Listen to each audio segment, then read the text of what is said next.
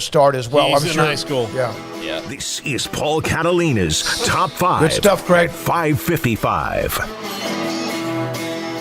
All right, so brought to you by Slapstick Comedy. I'll do this real quick, for our tickets on our improv show May 29th, right down the road here at Rogue Media Network. Go to slapstickcomedy.com and click on the tickets link. Today, with help from Jack McKenzie, and of course a suggestion from Matt McBrayer, who gave me a great list of stuff that we're going to get into over the coming weeks. Fantastic list. Thank you, Matt, for that. Top 5 sports video games. Jack was very excited about this. Number 5, Super Tecmo Bowl. Oh, this one's awesome. Yeah, I actually have this, technically, because Nintendo put out, like, you could buy the original system, but the games are already in it. Yeah. Like, they're already loaded onto it, so there's like 20 retro games. It's very slow compared to what you play now, but Tecmo Bowl is one of those games. You can find one of those machines. It's worth it. Ride Bo Jackson all the way to the yeah, dude, and I've played it, and it's so funny to play versus today's games, but still a classic. Yeah, this one, I think, as a kid, maybe like poisoned my announcer mind a little bit because I was like, he is on fire, you know. But NBA Jam was one of the most fun games ever. My friends and I in my freshman college dorm, we'd run NBA Jam, NFL Blitz quite a bit. Which are, NFL Blitz is the NBA Jam version of the NFL, but great game, fantastic game. I loved it when you could put the heads big and they would, like, their head would be on fire.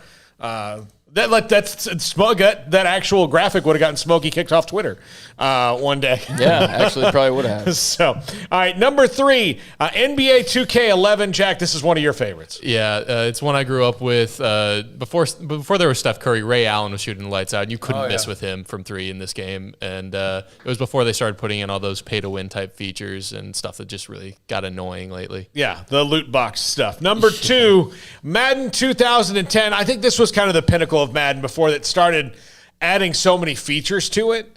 But this was a great sports video game. I hear nothing but complaints about the current Madden as far as what I read, the reviews, and like a lot of hardcore players that love Madden. I mean, like Kyler Murray was streaming the other night. He streams on Twitch a lot, and he was playing with Marquise Brown, and they were playing Madden. I think that's pretty much all Kyler plays for the most part, but I hear nothing but complaints about the current version. So, yeah, 2010 was a I should have got Deontay Epson here to help us with this one. He's a big-time gamer. Sometimes these video games come out and they're incredibly popular, and it's like something else. You always want to, like, tweak it, and I understand that. We try to do that every day.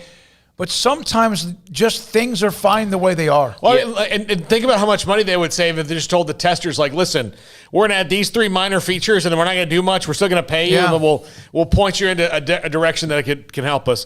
And number 1, NCAA Football 13. And I got to tell you, here's the story about this one, of course. This is the one with Robert Griffin on the cover, right? Or is he 14? Yeah, it's 13. This was Griffin and Barry Sanders. This is the only national story I ever broke in my whole life, in my career. Sports the game sucks, sports thing. Yeah, the game was good. The game was good. This is the last good year they had before they had to get rid of it. But NCAA Football 13, I broke the story that Robert Griffin was going to be on the cover. I had an inside source who told me, and it set off a firestorm. Oh, my God. Of stuff. We almost lost the interview with him. almost lost the interview with him. And at the draft. And basically it was because the press release was sent. It did not say the word embargo. Yep. It said, we're having a press release, but I can't, or a press conference, but I can't tell you what for. If they had said embargo, I wouldn't have released it because I already knew. I was like, well, he's not going to say it. I sure as hell am. And I screwed up their rollout that was going to be on the Dan Patrick show. Like, they had like all these car wash of stuff. I screwed it up because somebody didn't put embargo in a press release. No, they were pissed. Yeah, they were so pissed. But it turned out good for us in the long run. Yeah, they were very upset. Okay. My 2 games I would have on here if it was like my personal top 5, RBI Baseball.